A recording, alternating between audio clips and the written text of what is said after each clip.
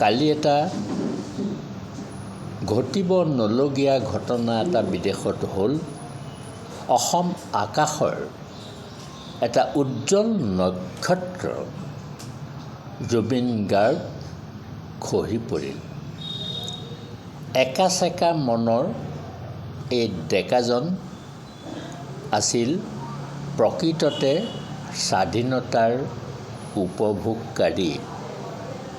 স্বাধীনতা যি উপভোগ কৰে তেওঁৰ বিশ্বৰ সকলোকে সমভাৱে চায়, আৰু যি স্বাধীনতাৰ পৰা লাভ কৰা ক্ষমতা নিজে উপভোগ কৰে তেতিয়া মানুহজন নিজৰ কাৰণে চোৱা বুজায়।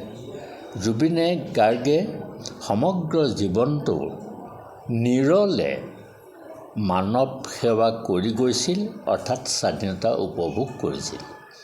সেইজনৰ স্মৃতি অসমৰ ৰাইজ যিমান দিনলৈকে জীয়াই থাকিব, অসমৰ মাটি পানী জীয়াই থকালৈকে জুবিন গাৰ্গৰ নাম অসমৰ মাটিত সদায়ে ধ্বনিত হৈ থাকিব।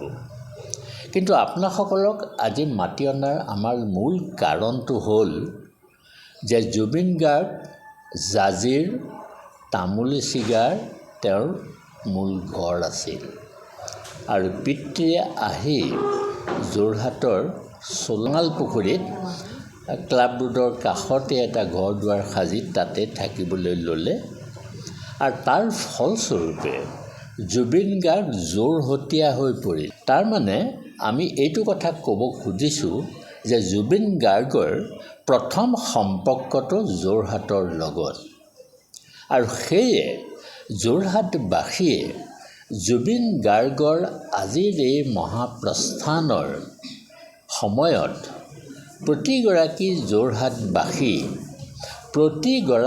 প্ৰতিটো যোৰহাটৰ অনুষ্ঠান প্ৰতিষ্ঠান সকলোৱে আমাক ফোন কৰি জনাইছে যে জুবিন গাৰ্গৰ সমাধি যোৰহাটতে হ'ব লাগে। সেই অনুক্ৰমে মই যোৰহাটৰ বিভিন্ন দল সংগঠনৰ লগতো আলোচনা কৰিছোঁ, আৰু ইতিমধ্যে পোৱা খবৰ মতে অসম সাহিত্য সভাই মতামতটো অসম চৰকাৰেও বিচাৰিছে।